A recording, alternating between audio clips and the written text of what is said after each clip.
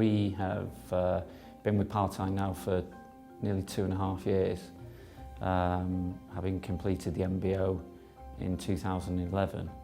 And really their involvement with us has exceeded all our expectations. I really can't speak highly enough as Palatine as an investment house.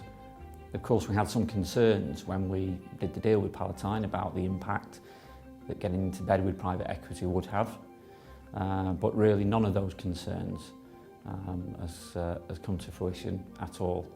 I can see the way that they've had a real positive impact on our business, the way that they have really made us as a business and myself as a chief exec really concentrate on the horizon for when the time comes that they will probably exit.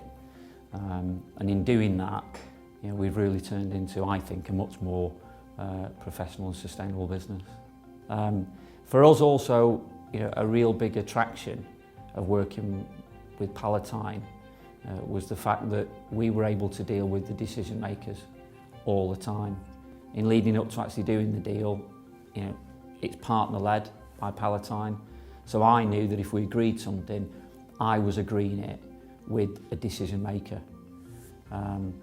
It would be incredibly frustrating to try and do a deal with private equity, but when you're actually doing it, you're not dealing with a decision maker, because then that person has to go up the line to somebody else. So I think that you need to be speaking to someone who makes decisions. You need to make sure, I would suggest, that those people who will sit on your board are decision makers in the fund itself. It was important also to us that we had someone geographically that was local to us. You know, I didn't want to be getting on a train down to London to have a board meeting or a meeting with a private equity fund. You know, whereas here, you know, we're only a short distance away in the city centre of Manchester.